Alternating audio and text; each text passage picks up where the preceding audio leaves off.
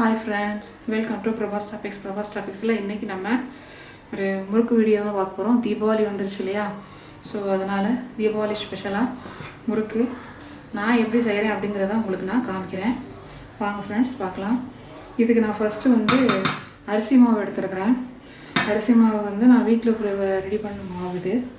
அதாவது பச்சரிசி புழுங்கலரிசி ரெண்டும் கலந்து மிஷின்ல கொடுத்து தேய்ச்சி ரெடி பண்ணி வச்சிருக்கிறேன் அந்த மாவு. இதை ஒவ்வொரு தடவையும் நம்ம யூஸ் பண்ணும்போது லைட்டாக வறுத்துக்கிட்டோம்னா ரொம்ப நல்லாயிருக்கும். ஸோ அதனால் கொஞ்சமாக நான் நல்லா வறுத்துக்கிறேன். ரொம்ப வறுக்க வேண்டாம், ஓரளவுக்கு அந்த இது வர வரைக்கும் நல்லா வறுத்துட்டோம்னா போதும். இப்போ ஒரு பவுல் எடுத்துக்கோம். இந்த பவுலில் மாவு தேவையான அளவு எடுத்துக்கலாம்.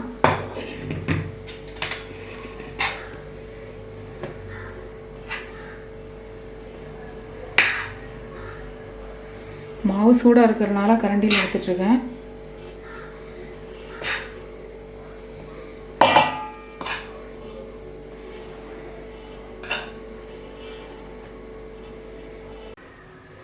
ஃப்ரெண்ட்ஸ், இன்றைக்கி நம்ம பொரிகடலை முறுக்கு தான் செய்ய போகிறோம். அதாவது பொட்டுக்கடலை முறுக்குன்னு சொல்லுவாங்க இல்லையா, அது. இதுக்கு கால் பங்கு நான் பொட்டுக்கடலை நல்லா மிக்ஸி ஜாரில் இந்த மாதிரி கிரைண்ட் பண்ணி எடுத்துருக்கிறேன். இதை நம்ம இப்போ இதில் ஆட் பண்ணுறோம்.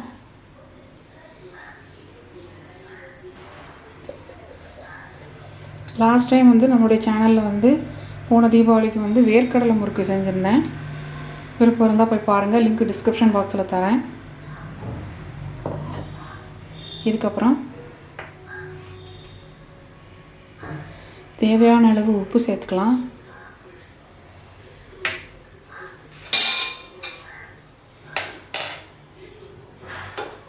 இதில் பட்டர் ஆட் பண்ணுறோம்.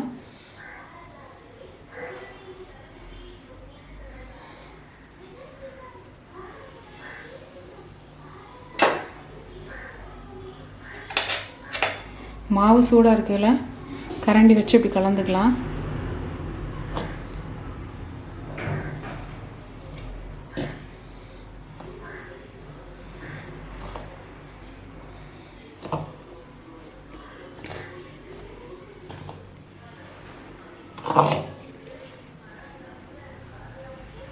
இது வீட்டில் ரெடி பண்ணுற மாவு. கடையிலே மாவு வாங்கி இதே மெஷர்மெண்ட்டில் குறைச்சி கூட்டி எப்படி வேணாலும் செஞ்சுக்கலாம்.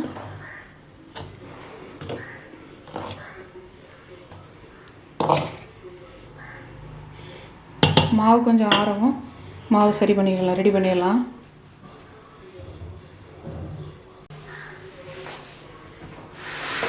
மாவு கொஞ்சம் சூடு ஆறிடுச்சு.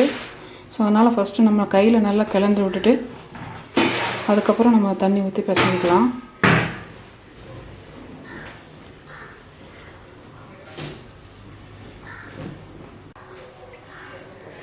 இப்போது தேவையான அளவு தண்ணி சேர்த்து மாவு நல்லா பிசைஞ்சிக்கலாம்.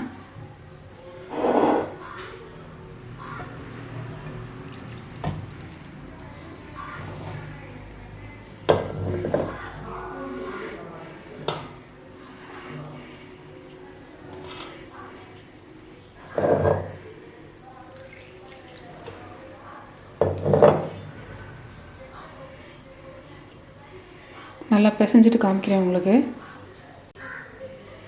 இப்போ இதில் கொஞ்சம் சீரகம் சேர்த்துக்கலாம்,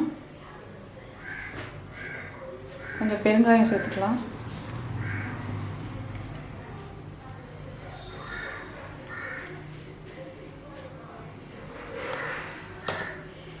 இப்போ நல்லா பிசைஞ்சிடலாம்.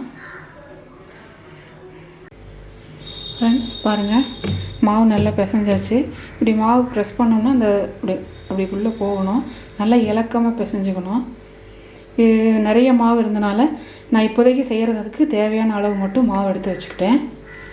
அடுத்தது முறுக்கு அச்சில் எண்ணெய் நல்லா தடவியாச்சு. முறுக்கு அச்சு எடுத்துட்டோம்.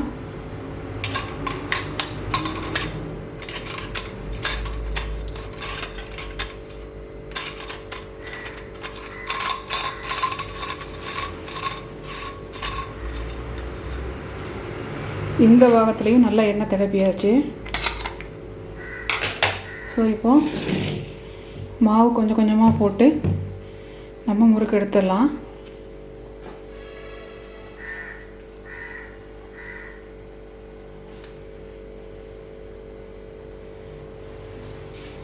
இந்த அளவுக்கு எடுத்து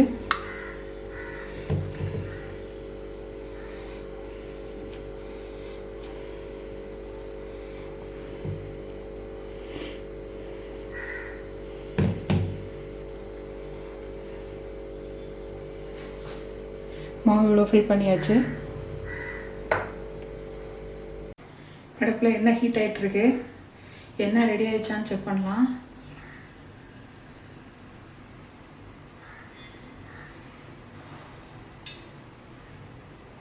இன்னும் கொஞ்சம் ரெடி ஆகட்டும். எண்ணெய் ரெடி ஆகிடுச்சு. இப்போ முறுக்கு நம்ம போட்டுட்ருக்கோம். மாவு மட்டும் நல்லா இலக்கமாக பிசைஞ்சிட்டோம்னாக்கா முறுக்கு வந்து சுற்றும் போது ஈஸியாக இருக்கும்.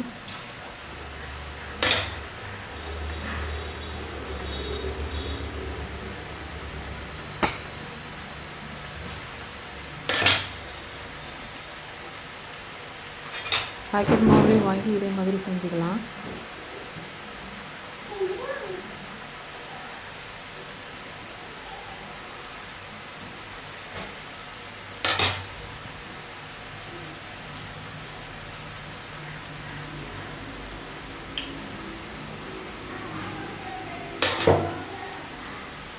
இந்த மாதிரி பெரிய அகலமான எடுத்துடலாம். நமக்கு வந்து எடுக்க ஈஸியாக இருக்கும்.